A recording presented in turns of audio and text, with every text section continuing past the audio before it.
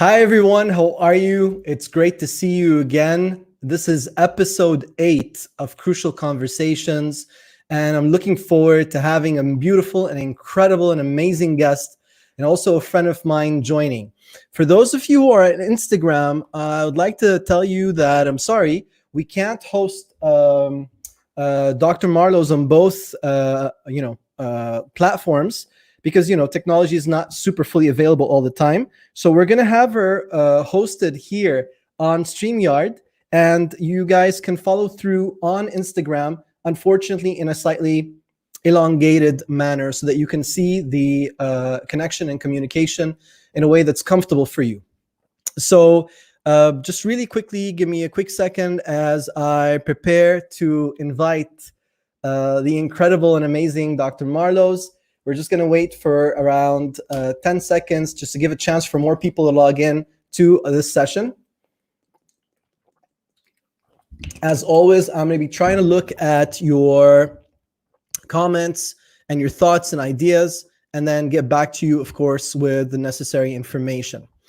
So I'm really, really excited because one of the awesome things about the show is the ability for us to invite incredible and wonderful people to share with us their experiences and their know-how and their knowledge, which hopefully should be very applicable for you in your life on a daily basis.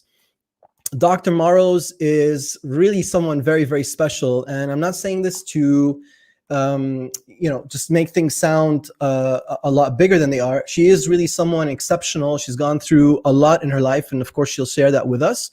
And just to introduce her really quickly, I'd like to tell you a little bit about her background. It's also listed in the Instagram post. So she was born in 1982, and she's a Dutch art director, professional dancer, choreographer, and movement educator. She also holds a PhD in trauma healing, which we can benefit from a lot, considering that we live in Lebanon. While she was raised in the Netherlands, she lived and performed, led projects globally, also in areas of crisis where war, unfortunately, had infiltrated that community, and when there was conflict or natural disasters. And so she was always there with a loving, open arms and helping hands. She's soon going to have a project, or recently started a long-term project of collaboration in Lebanon. And I'm really honored, and it is really something special to invite Dr. Marloes to join us right now on the stream. Hello, how are you, my friend? Hello, it's so good to see you. It's so good to see you too. Thank you for the warm welcome. It's my pleasure. It's nothing. It's just the honest truth. So we're just saying what's true. It's good to have that. I want to tell you thank you for joining the show. Thank you for being part of this hour program, and I'm really looking forward and excited to hearing more from you about our topic for today.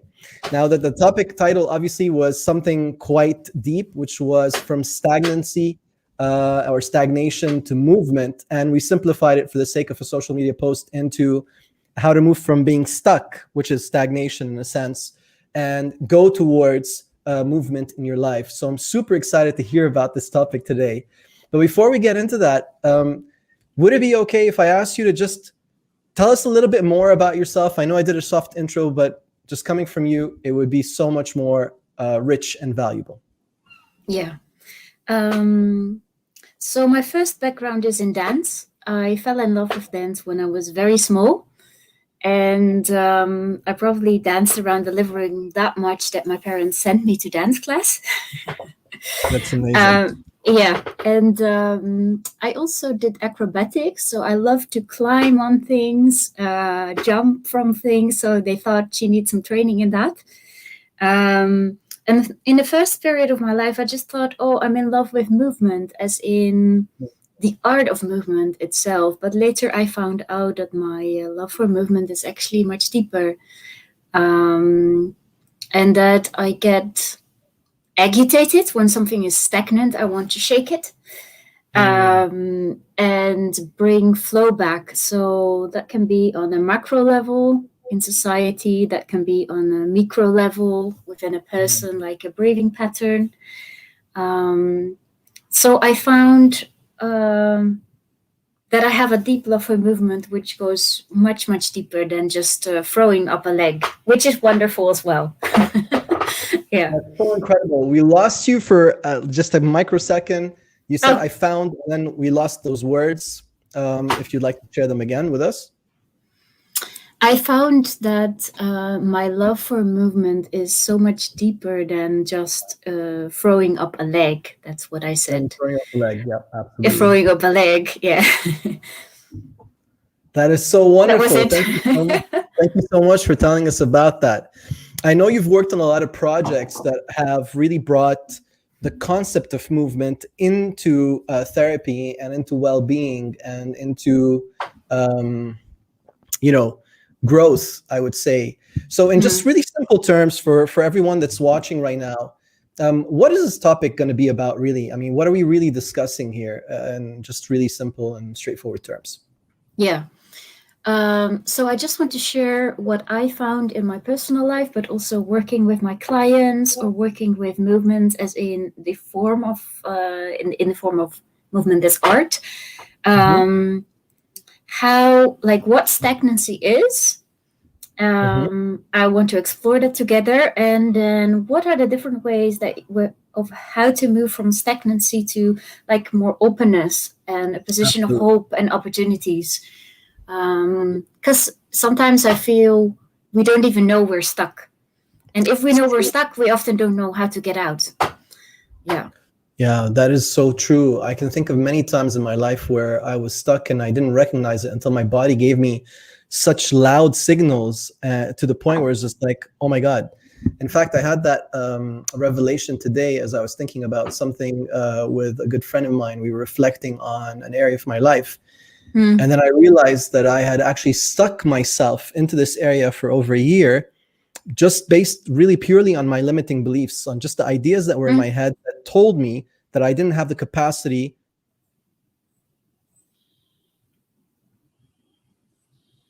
mm. Just by recognizing that, it changed the entire construct. But here's the interesting thing, for me at least, I still have tremendous energy now. So the moment I made this realization, I feel like I really need to move. And I never was able to put that into context until we discussed the topic that you brought up, and I thought, whoa, do I need to move? And Hmm. so could you tell us more about stagnancy and stuck and what happens and how we get there? Yeah. I will, but first I want to connect a little bit to what you said because I liked Okay, your example, and I thank had you. to think. I had to think back of one time when I worked in China, Mm, because I think the convictions that we have, the cultural beliefs that we have, or from our upbringing or from the culture we are part of, they define how we move. And we wow. don't often we don't know this, but for example, in China, I found out, and I'm going to show it. I found out that this movement, so I'm standing up, just to move Yes. your hips like from left to right, just like this. Uh-huh. They didn't want to go there in movement at all. Oh, So I found out that within their cultural values, this is seen as something very sensual. It's just like they had oh, certain beliefs that prohibited them from moving the hips out. They could move it as a block, but not from side to side. So that's just one example how sometimes there is so, tension in mm. our body uh, that's connected to a conviction that we have, and often we don't know. Yeah. And we don't know that. And it's interesting to think that, because they're a society of martial artists. I'm not saying everyone is, but theoretically speaking, I grew up on kung fu for a long time in my life. I never Yeah. thought that limitation. So how many Yeah. convictions, how many belief systems, how many thoughts about guilt, or in Lebanese we say the word aib, which means it's not correct, or it should not be done, or it's a shame to do this Mm. behavior, do currently probably control and constrict our biology, which constricts our thinking and our chemical composition. Absolutely. Yeah. And it's often only when we start working with the body that we find out where these places of tension are. So, for example, when I work with someone and a person gets nauseous all the time, when I ask them to open the chest, like to make some movement, like going a little bit to the back, they get nauseous. And we don't push working through it, but we just stay with what comes up, and gradually over the weeks they go further and further until they can go in a back bend. And then often the body gives an image, which can be a memory of like 10 or 20 or longer years ago, when we made a decision, for example, for like with this person that got nauseous all the time. When I asked them to do some back bend, they found out that they have so much tension here because there was a point in their life when they got really disappointed and they decided, I'm going to close my heart. And sometimes we only find out when we start to work with the body, then the body starts giving us these images. Yeah, It's so it's interesting. very interesting. You laugh. I want to put the context here in digestible terms for everyone that's watching, because I know everyone that's watching really has the capacity to comprehend this, but I just want to make things even more simple for everybody. So as someone who researches neuroscience and neurobiology and neuropsychology, I came to terms quite early about the mind-body connection and the fact that our thoughts really do influence our body and our body influences our thoughts. And to many aspects, we know that anger and guilt get stored here around the entrance to the stomach a lot. And so there's a lot of pressure there. We know what it means when you have pressure in your shoulders all the time, around your neck, like you're carrying a weight. Even pain around the throat area where people feel they can't express themselves or say what really needs to be said. So they sometimes even have choking sounds or itching or irritation in the muscles because of the nerves, or the middle back. And around 2 months ago, I was talking to my coach, Hani, who's an incredible coach.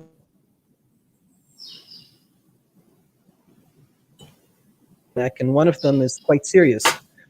And during the conversation, I was upset and frustrated because of the fact that, and forgive me guys for using an example, but I just want to bring this to a position where it's concrete.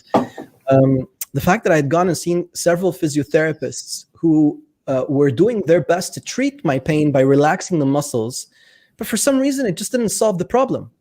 And so after 21 sessions, I was actually worse than when I started. This is not to say that physiotherapy is bad. It is probably amazing.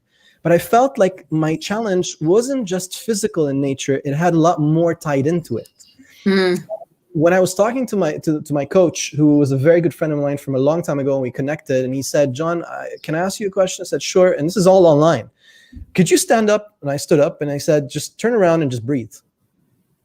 And I took a deep breath, and he said, okay, let me tell you something.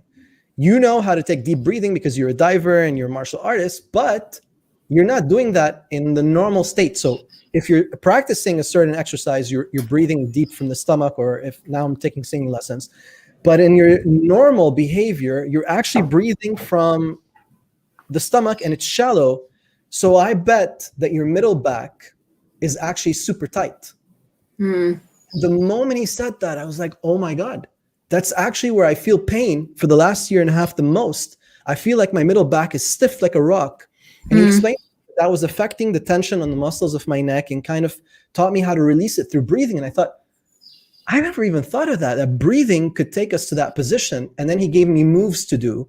And those moves, you're just connecting everything for me right now, actually changed the way I sleep and changed the way I function, because it was information stored in the body. And once that happened, for 2-3 days, I had a release of some very strong emotions about the pressure that I'm feeling being here in Lebanon right now with all the trauma that we've gone through over the last year and a half. Lack of security, lack of certainty, lack of understanding, and the middle back is where people tend to put their hand in body language behind you to support you and say, here, enter the doorway through here. And I felt like I didn't have that support. And I don't know, you're just getting my brain fireworks. So I'm going to shut up now because I'm doing a lot of talking. Please. Let me add 2 things. I think the place that you're describing is very much connected to the your fundament. So when something is shaken in terms of your primary relationships, like with your parents or with your loved one or with your children, or something is shaken in terms of your house, which is also very fundamental something, or in terms of your finances, often the place where you describe where people put their hands to say, hey, come on, you can do it, that's where tension builds up. Now this place where you were describing, I agree with what your coach said, but there's something else to it, because We're live. because when we have either stress for a long time, like you described in Lebanon now, there have been so many stressors, like financially, economically, politically, at so many different levels, and it continues for a long time. Yeah. Or there is a very intense stressor that comes all of a sudden, like the blast, and Lebanon has both. Yeah. Yeah. So then this part of your brain, which is like the animal part of the brain stem, it's Yep. down here, Absolutely. it Yep. gets overactivated, and Mhm. the two parts above get shut down. So the limbic system, where you regulate your emotions, and the Absolutely. cortex, where you do like you tell Lot yourself, oh, tomorrow it will be better.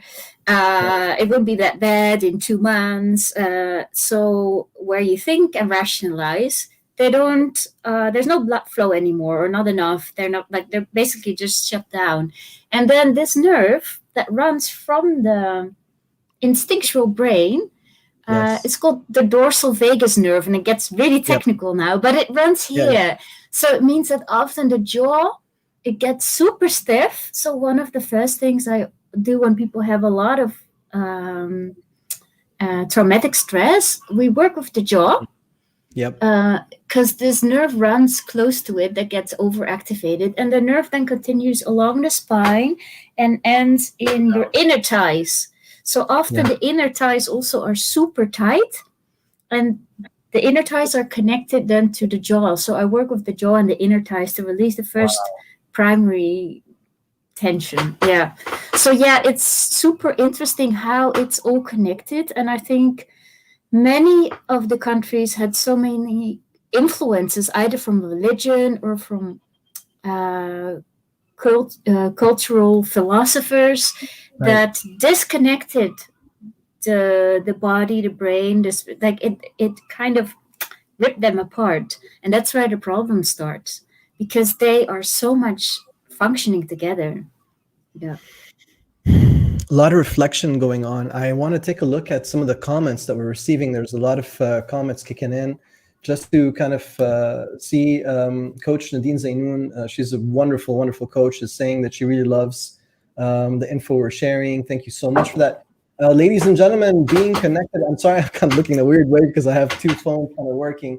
Please feel free to share your thoughts and questions with Dr. Marloes, because we have her on the call now live, sharing with us such valuable information. And we don't, these are areas of our life that we don't give much attention to, that we take for granted, when it comes to the body.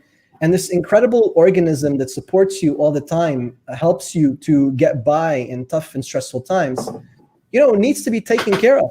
And I find it so odd that there's nothing in the Arab culture, at least, that communicates that to us. So in the Arab culture, if you think about the Arab world and areas influenced by this culture, the body is always a source of shame. So it's sort of like, we shouldn't talk about this, or this is and something that we shouldn't really open up or discuss. And besides all the complexities of it, there's so many how do I say, sort of, oh no, I shouldn't do this, or who do I talk to? So we just stay closed in our environment and ignore and put the body on the side, or say it's all right, it just needs a Panadol or two. But in fact, what most people don't seem to understand, and including myself as I'm discovering more and more day by day, is that movement is essential, not just for our physical health and fitness, but even more so for our psychological, emotional and mental well-being, because it's all a system. So anytime that system gets trapped somewhere or locked somewhere, then the flow stops. So this is so interesting. Based on my background in neuroscience, so vagus nerve is something I have fun with all the time. But you're blowing my mind, because Marlo, I'm sitting there and thinking, how is it that I didn't even recognize that, and I'm supposed to be a specialist in this, And I go back to thinking about Wim Hof and a lot of the breathing techniques I used to do with him, based on relaxing the vagus nerve and kind of remembering everything that releases dopamine and serotonin into our body. And then I just never thought of movement in that context. And I have, so yes, it's very true. There's taboos, even in emotions. Please, guys, I want to hear from you. This is all for you. We're here today serving you in the best way that we know how. So take advantage, write down your comments. There's at least 50 people watching. Go ahead and tell us what you think. If you're feeling pain in a certain area of your body, if you're experiencing something, Dr. Marloes is here for us, and she'll be ready to share some of these thoughts. Okay, I know you shared some thoughts. You talked about a diamond, and can you tell me a little bit more about that? Yeah. So when we speak about stagnancy and going back to movement, we can think of trauma as being stuck in a very intense way. But of course, there's lighter ways to be stuck. Yeah. Let me put it that way. Maybe when you lost your job, or maybe when you're not satisfied with your job, or maybe it's COVID and you're at home and you're reflecting on, what am I doing with my life? Or maybe you're at a point in your life when you're shifting from your end 20s to your early 30s. That's often also a moment when you're like, oh, am I actually going in the direction I want to go? And then this kind of mini midlife crisis comes back in your midlife crisis. So I think there's lots of moments when you're stuck in a lighter way than being traumatized. So I often think of people as carrying a diamond inside, which for me is a combination of their personality, their talents, and what they feel they're here for. And it sounds very big, but I developed a couple of questions to ask people to find out what that could be. So, for example, sometimes I ask them to go back to their photos from their childhood and just watch what they do very much from their nature, what they naturally do. To give love, to receive love, just what comes, they do it without even thinking about it. Another question I sometimes ask is, what irritates you? It's like turning things around, because when you know what irritates you, often that's also the area where you're called to make an impact. So, for example, I don't like stagnancy. When I feel something is stagnant, I want to shake it. I get irritated. Yeah. So that means that that's something I'm drawn to make a difference. Yeah. I can continue, but let me leave it to this. I want you to continue, definitely. I just want to recap on what you just said again, because this has been so sensational on so many levels, which is, it's so interesting to think about the idea that where you get irritated most in life could be very much an area that you are called to serve in, or to provide in, or contribute to. And again, that's a concept that has never crossed my mind. Marloes, what are you doing today? I don't know. This is awesome. I'm shaking things. That's what I like. You are definitely moving and shaking. So Coach Nadine is saying exactly, because what irritates us probably means our values are being broken and not honored. And you're most welcome, of course. I see so many more responses. I would like to take this moment to extend a warm message from the heart, from you and from me, to everybody that's watching right now that is currently residing in countries that are challenging, or in environments that are challenging. Because this year has been, 2020 and 2021, we know they're going to be quite a journey for us. And if you're going through a challenging time, if you were experiencing a pattern that keeps replaying, if you feel stuck in the situation that you're in, if you feel like things are not moving forward, like they're stagnating, like that water that becomes, just green and ugly in a pool, although it has a functional purpose, then, Dr. Marloes is someone you definitely want to ask questions to today, because he specializes in movement. And what that really means is, from what we've gathered so far in the last 25 minutes, is that the body and the mind are connected, and it gives us tremendous valuable information about who we are, what's going on with us, and what we can do to move forward. So I notice here that some people are saying this is very interesting, and definitely shaking ideas. So how do we recognize that we're stuck? So are there ways for us to identify, for example, that we're stagnant? How do you know that?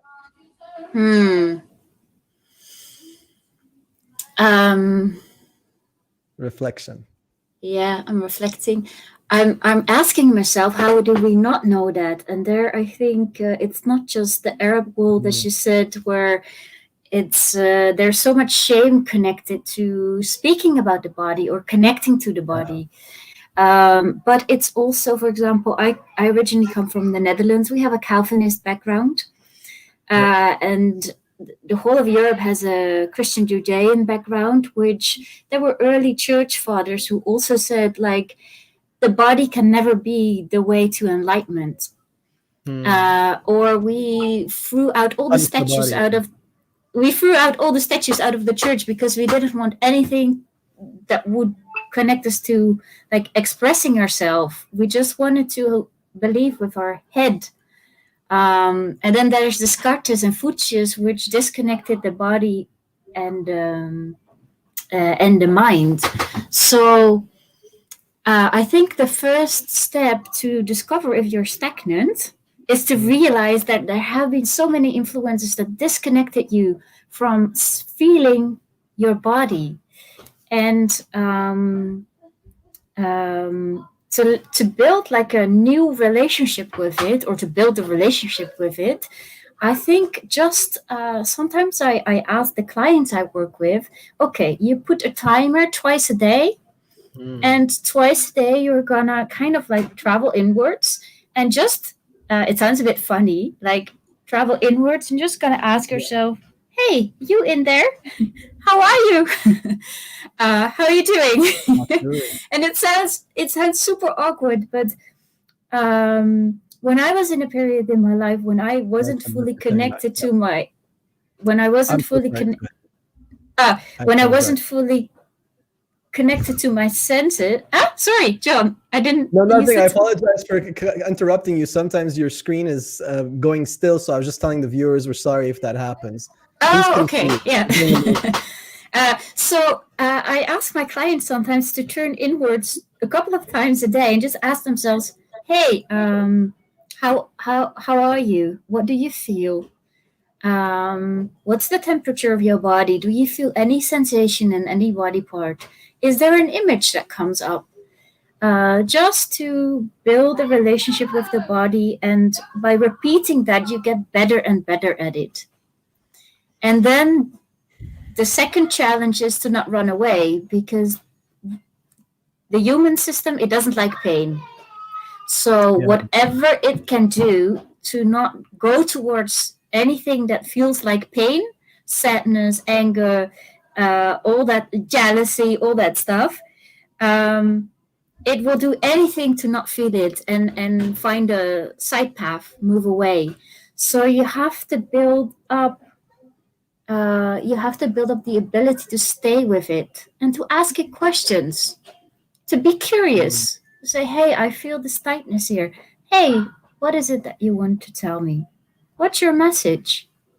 You sink into it and you go towards it, and then it softens. Yeah.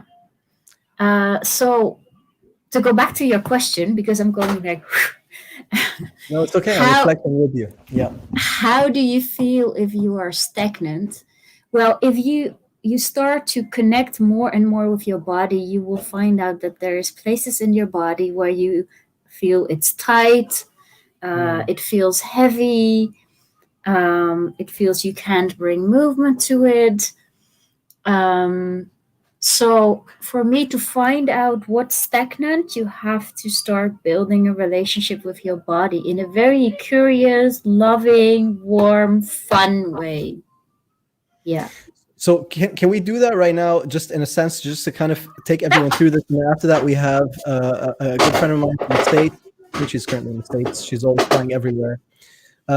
So step one would be to sit down in a nice, calm place. Please correct anything I'm saying. I'm just repeating back. You can say, actually, maybe it would be better for you to read it. But so step one, what do we do? Yeah, okay. So let me take you. I first want to calm down the nervous system a bit. So I'm going to do some breathing with you. Let's do that. Yeah. Sure. So place your hands on your lower belly. Okay. Right. Yeah, just place your hands on your lower belly. This works perfect when you're super stressed.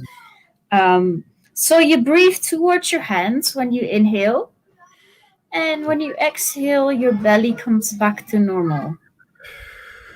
Yeah, we're going to repeat this, but then we're going to inhale in 4 and exhale in 8. Just go with me. I'll explain later why, because there's a reason. Everybody do this. It's fun. You can try it out. Don't worry. Nothing to worry about. All right, let's go. I'm ready. Breathe in 4 for 1, 2, 3, and 4. And breathe out in 8. Super slow. Count for yourself. It works better if you close your eyes. Yeah. 2 more. So you breathe in 4. And you exhale in 8. See if you can release any tension in your body. Feel your feet on the floor. 1 more. Inhale in 4. And exhale in 8. Okay. So we calm down our nerve system. Now keep your eyes closed and we're going to travel through our bodies just shortly. Don't worry, nothing is going to happen.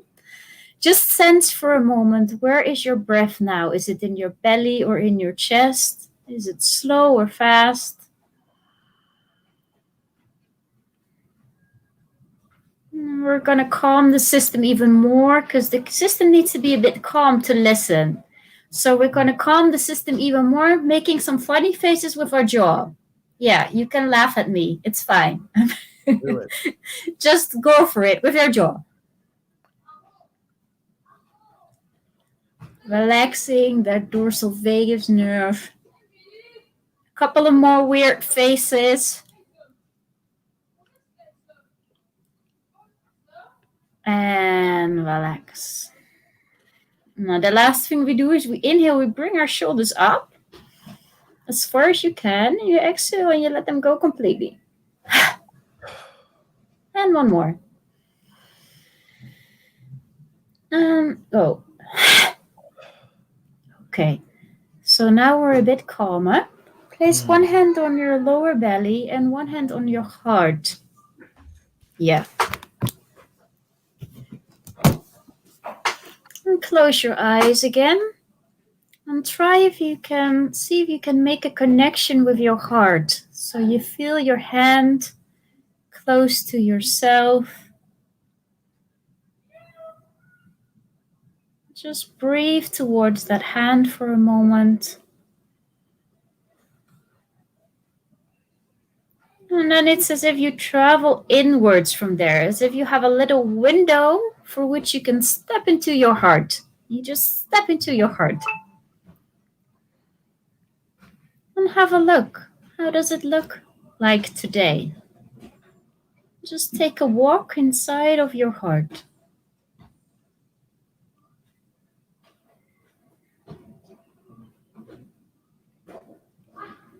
How does it look like? Maybe you see a landscape.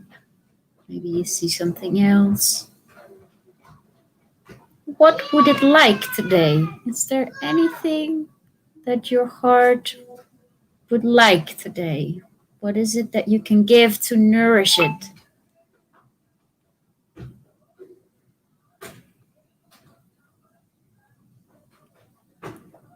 Just ask your heart before we step out of it again.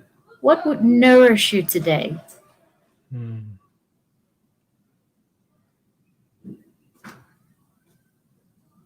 Make a mental note to self what that could be. And take that mental note with you while your little mini-me steps out of the window again, back into the big world. Yeah. You slowly open your eyes. Now, just take your time. Shake it out for a bit. Yeah, just shake it. Yeah.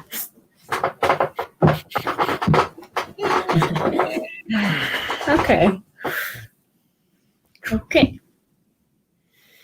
Well, that was a mini version. Yeah. Absolutely. That was very interesting and very enlightening. It I would am be great. curious Sorry. to hear. Oh, I'm curious to hear what people came across when their kind of mini me stepped into that window inside their heart. What is it that they saw or felt or? That's exactly what I was just about to ask. So, Mm, for everyone watching, I promise we're going to answer your questions soon. Um, if you feel, I mean, look at the depth of my voice now. It is like yes. a whole level deeper because my breathing This is. is a very interesting point as well. It's like when people come in to my practice, that's something I look at the tension as soon as they walk in, at the color of their face, like what's their skin like, at the depth of their voice, or how high or how low it is, Yeah, how they carry their body. There's lots you can learn from a person in how they carry their body. Yeah. it is Oh. incredible. Mm. I'm just taking a look at the comments. I've seen a lot of responses coming in right now. Um, as you guys are sharing your thoughts and ideas, I'm just taking a look at all your messages from different apparatuses. Who felt what? Please share with us. We would love to hear from you. Don't be shy. I If want you to go ahead. explain why I use this 4-8 breath, because it's not just a simple blah blah trick. When we are too activated, there's too much arousal in our body, or too much like this, then it means we inhale more than we exhale. Yeah. So the sympathetic nerve system is overactivated. And when Yeah, we want to switch, so we want to switch from activation to reset mode. So from sympathetic nerve system over arousal to parasympathetic nerve system, which is functioning well, we need to exhale more than inhale to make that shift. So you're kind mm, of switching the pilot in the plane. yeah, In a very gentle way, you're forcing your system to go from activation to relax and recovery. So that's why we extend the exhale. So there's a clear reason behind doing that.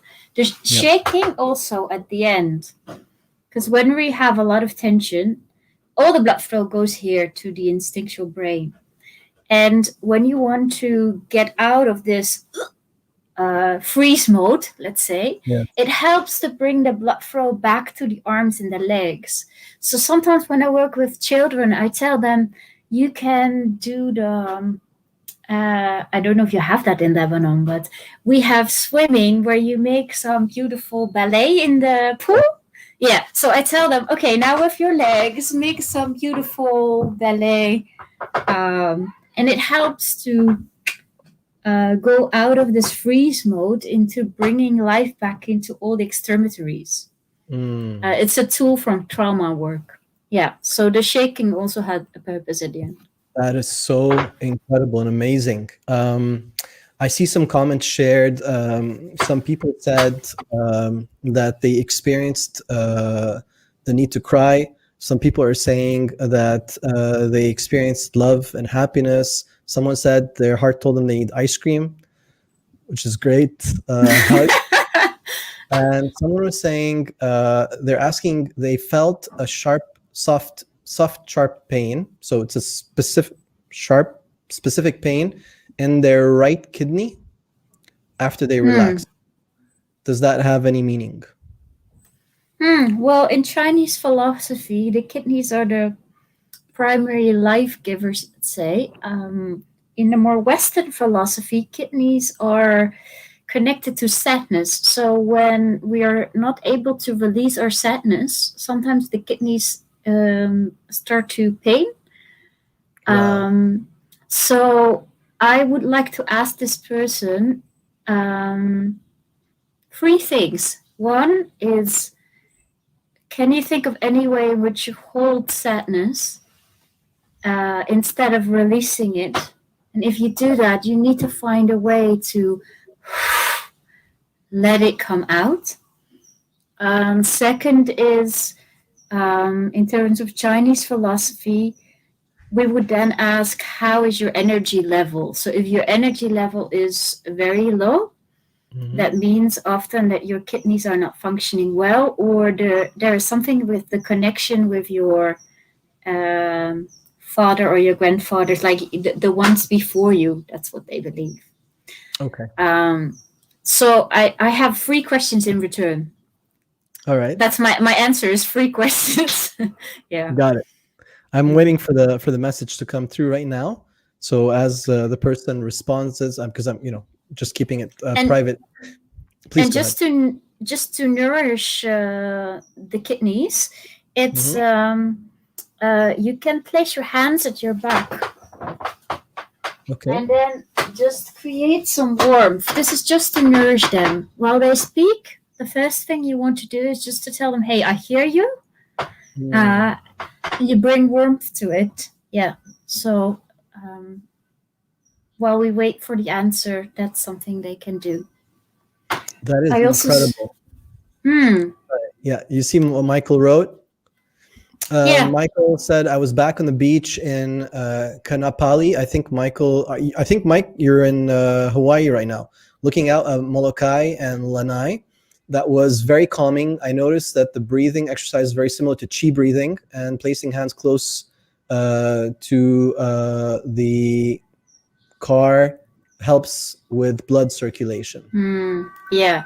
Yeah, I've lived 5 years in China, and I've studied with a qigong master, and my Wow. PhD actually was on placing the Western psychology model beside the Eastern, and finding out what's already there in this culture in terms of healing practices, but also in terms of the arts that we could use instead of bringing some sort of blueprint from the West.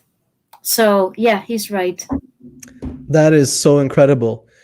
Zach, we can't rotate the screen because we're actually on a different streaming process, and we are currently using my other phone for Instagram Live in a widescreen format. I'm sorry, I can't rotate it.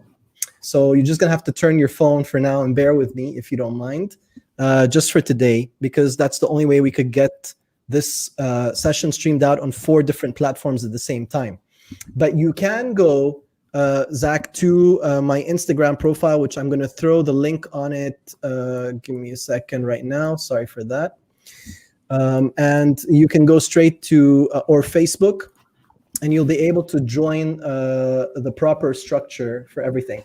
Anthony Abu Haidar, Habibi.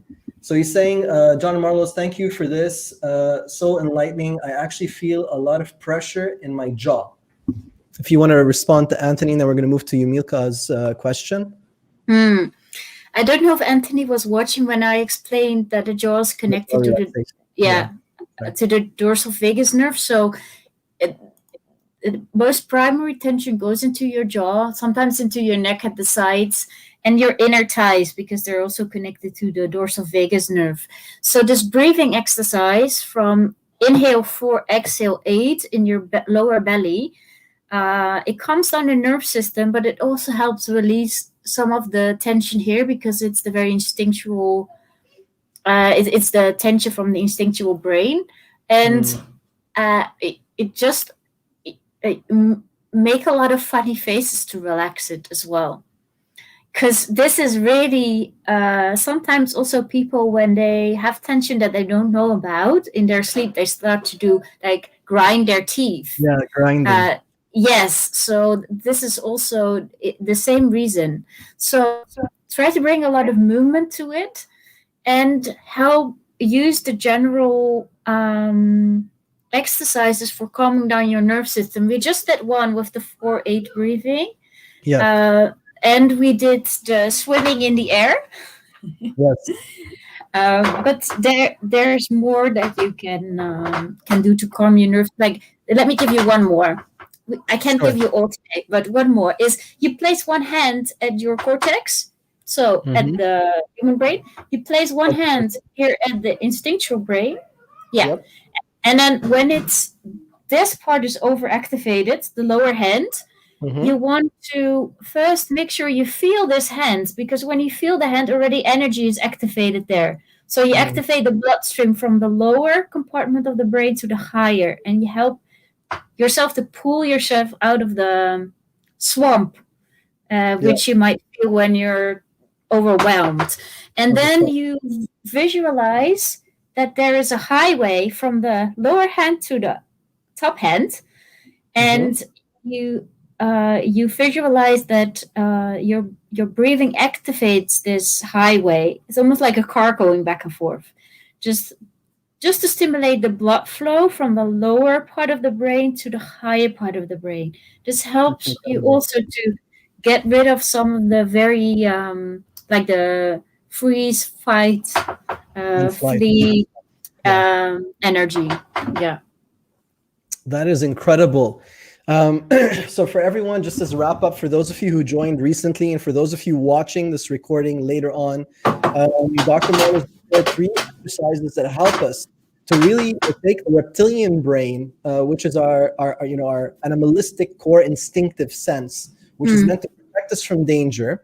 And in life today, we have so many different versions of perceived danger. So it's not really life threatening, but it's dangerous to our values, dangerous to our beliefs, mm, dangerous to our to the way we feel like we are treated fairly or unfairly. So when you're treated unfairly, when you feel people are dominating you, when you feel people are not giving you the choice to have the freedom to function the way that you want in your life, these are all stimulants that trigger you to go into your basic and primitive side of your brain and brings out a response through a vein called the vagus nerve. This vagus mm, nerve extends from the top, goes all the way to the bottom, and connects to all your organs, and basically takes you into the flight and fight response, which means that you are in a defense mode or an attack mode or a giving up mode, right? So in this mm, situation, in the modern world, that translates into anxiety or aggression or submission or trying to make friends with the enemy, whatever that is. And from this perspective, she was telling us that it's very important for us to recognize that when we are in this mode for a very long time, there are very clear signs that you can see and hear your body communicating to you if we allow ourselves to recognize that. So spending time building awareness, relaxing yourself, please correct me at any point in time, yeah? Allowing mm, yourself to settle into your space first by maybe potentially doing the breathing technique of taking 4 breaths in and 8 breaths out, which is very effective in calming down the vagus mm. nerve. Then potentially putting your hand on your heart and on your lower belly. Is that correct? That was an exercise to check in with yourself. That's not Okay. necessarily to calm down your nerve system. Okay. Yeah. That's kind of to hear yourself more. So the second one to calm down the nerve would be you discussed the one where we put our hand on our head and our. Yeah, and I see one is asking if it matters if it's the left or right. No, it doesn't matter. It matters that you make a disconnection. Yeah. Okay. Hmm. So we make that connection and we kind of imagine a highway of, as we breathe, of blood or energy moving forward to where we become aware of our hand Yeah. here. So we're sending our First, awareness to the yeah, front, first we become aware of the hand, because that's already, when you are aware of something, it already means that there's some energy going to interacting it. with it. Yeah. Yeah. And Okay. then you're imagining that the breath goes back and forth. So the energy gets stimulated, the blood flow gets stimulated. Yeah. That's incredible. And Hmm. third, we were talking about the fact that in many aspects, as we get stuck in certain situations, areas in our body will communicate that to us, and we can hear the body best when we are in a calm state. Is that Yeah. correct? That's right. Okay. Yeah, I want to add one thing, and that is animals are very smart when it comes to stress, because Mm, what they do is they try to flee or fight. If they feel they're not strong enough to fight, they start to flee. If they yeah. can't flee anymore, they fall dead to the ground, well, it looks like it, in a frozen state. And they give off the smell that they are dead, but they are not really. They hope the Wow. predator leaves. Then what they do, they stand up, and I'm sure you've seen that with a dog sometimes. They stand up and they shake. And it's Yeah. not because it's a fun thing to do, but it means that they're shaking off the excessive fight flight energy. Because imagine if you're Mm, first fleeing and it's like a car going super fast, and then all of a sudden you push the brake, then all this activation energy still goes, and it is like a ball of energy that gets stuck in the body. And when you don't shake it out like an animal does, we suppress it, but it stays there, and it comes up in like addictive behavior, or getting psychosis. excessively angry, where Mm, it comes out in different ways. So shaking, children know this, and animals know this as well. And this is that's something good. also Chinese philosophy knows very well. It's super good not only for the blood flow in your organs, but it's very good also to calm your nerve system. So a simple way to shake is just to stand with 2 feet on the floor, a bit apart, Yep. and then you let your heels, so imagine this is my heel, you let your heel come up and down. So you just go up and down and up and down, and you push the floor away, and that way the body just shakes. Another way is to go up and down one by one. The heels and the feet Mhm. are staying on the floor. This is another way to really get some stress out of your nerve system. Yeah. Okay, I'm smiling because I do that already without knowing. I've Yeah. noticed that when I'm very tense and I'm really stressed out, I have to get up and move. Yeah. So if I'm thinking, and I start to think a lot better when I'm moving. So my friends always tell me stop pacing, and I'm like, I can't. I need to move. And uh, and then I'll stand in my position with my hands behind my back, and I'll start doing this, just jumping up and down on my heels. And it never even occurred to me that that is a way that can release stress. That is crazy. Yeah, because also children sometimes they lay on their belly, and Mm, then they bring the lower legs, they bring it up, and they do the legs from like like they bring this. the legs from side to side. It's very relaxing for the body. Sometimes when I have a kid that has ADD, or is Yeah. overly aroused, I just tell them, it's maybe very weird, but I tell them just we do some funny shaking animal stuff before class starts, and it helps. Yeah, of Yeah, course it does. yeah. Even I was very blessed to have the opportunity to teach martial arts for a very long time in my life. And at an early age, around 17, I was a third dan black belt in Shotokan karate, and I was giving a class with around 40 children, average age between 4 and 14. And oh Mm. my God, these kids walked into the classroom after school and they just had stored up energy and they were wild. And then parents sometimes would complain from the class and say, we need to talk to you. And I walk in and they say, we're not paying for our children to go wild. I'm like, you don't understand. I need them to release that energy so that they Yeah. calm down, so they can absorb the information that is necessary for them to absorb. So we're actually increasing focus through that exercise. And then eventually they started to understand how that works. So you just reminded me of that. Do you mind if I ask you a question by Yumilka, because Haram, she asked this question a while ago. Hmm? She was saying in this situation, during this pandemic, reconnecting with my dancing background was instrumental for me. I'm also a runner, so running and moving kept my Hmm. sanity balanced. Great topic. Movement is freedom. Dr. Marlowe, what kind of dancing technique have you been researching that have worked for you? Which Hmm. ones do you recommend? Okay, so yeah, it's wonderful that she connects to the topic of creativity as like dance as an art form, because creativity, what it does is when you're moving in circles in your head, like we do when we're stressed or when we experience something that was overwhelming, we often repeat it in our heads. And sometimes we can't get out, it's controlling us. So when we step into either dancing as an art form or making fine arts or Mm. music, we create new pathways in our brain. When you Yeah, put a scan on our brain at that moment, you would see that new pathways are created. So it so true. helps you to get out of this loop. And sometimes also when, for example, you put something on paper, like maybe you did a dance and then you make some drawing, uh, it's no longer in your head only, it's on paper, and it means you can look at it from different perspectives. It gives you back a Yeah. sense of power and ownership. Yeah. So that to connect to the first part of your question. Secondly, you asked me what kind of dance do I do, and I researched. In terms of the dance that I do is I'm Which trained one? in Yeah.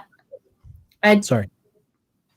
I'm trained in ballet and contemporary dance at first, but I also did tango and I experimented with all kinds of dance. I think that's what dancers do when they are in the field for a long time. They want to do something new. Now I dance in the air too, like aerial. So we always find new ways.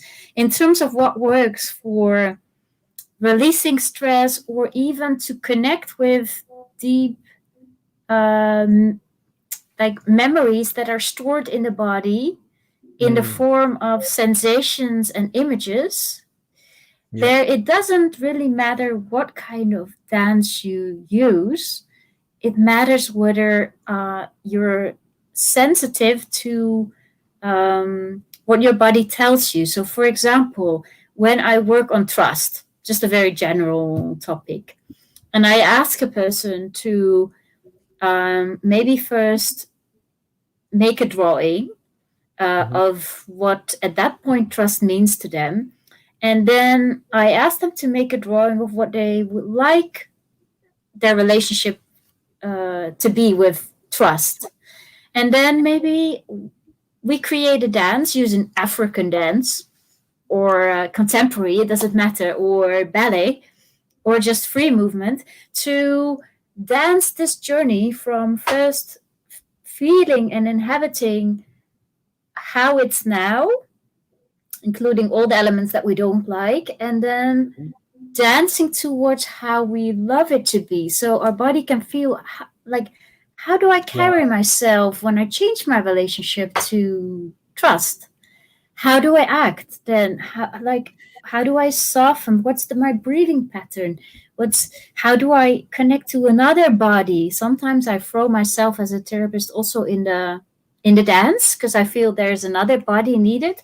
So like, do they fluently move with me, or is there lots of stagnancy and pushing and pulling? Um, so it doesn't matter what type of dance, it matters that you are really sincerely and honestly connecting with the topic that we were working on. Yeah, that would be my answer. Very, very powerful, very reflective. Yumilka is saying thank you. Thank you so much for that, Marloes. A last question before we end for today.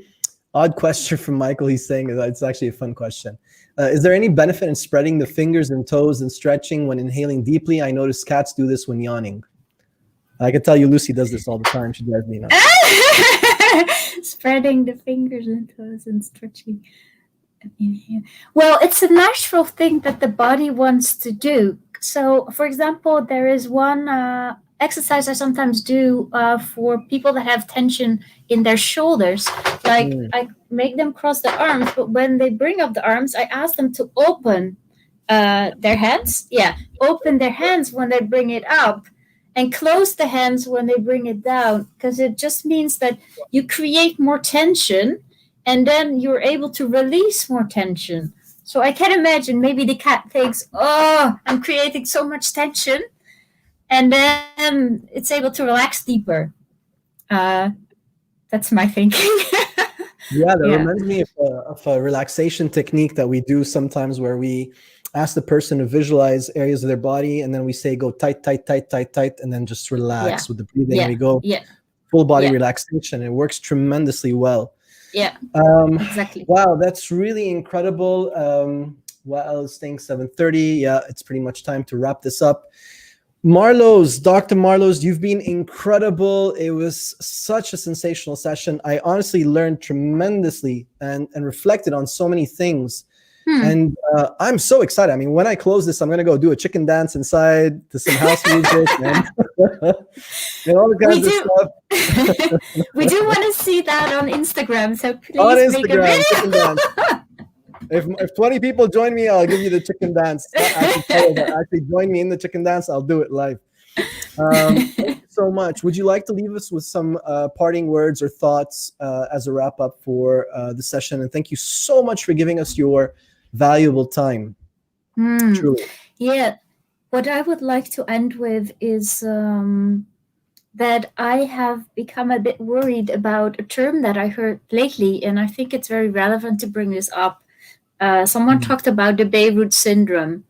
And I think when you live for a long time in an area that has stressor over stressor over stressor at many different levels, then one way to cope with it is either to numb or just to say, oh, it's okay, we're resilient all the time. And resiliency is beautiful. And I think Lebanese people are super powerful in that area, but we shouldn't romanticize it. So the Beirut syndrome would then be when you tell you are okay, or maybe you think even you're okay, but actually you're not okay. So what I would like to give away is to be really honest, maybe in the coming days, and do a couple of more check-ins with yourself or even with your loved ones. Are they getting more easily angry? Do they sleep well? Just check several basic things in which you can see whether people are stressed or whether they're able to cope with it in a healthy way. So let's not romanticize resilience, but let's be honest. Absolutely. I think that's Yeah. so valuable. Thank you so much for that. Rita, a good friend of mine, is saying it's too bad the session is over. Will Dr. Marloes come back?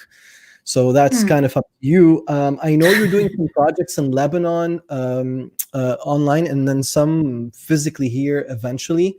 So is it okay for me to just invite everyone to go to the post itself that's on my profile where I've already tagged you, and they can follow you directly on Instagram? Also, you guys can DM me on Instagram or any other platform, whether it's Facebook, YouTube, or my Facebook page. And I'm more than happy to share Dr. Marloes' contacts, which she'll provide me where and what to share with you. Feel free to ask questions, and I can forward them to her and get some answers back to you. I think this is fundamentally so important and necessary, and I'm so grateful to you for giving us the time and allowing us to touch base on this topic, because so much time we think of stress as located right here. But in fact, it's in our social body, it's in our emotional body, it's our mental body, in our physical body, and our spiritual body.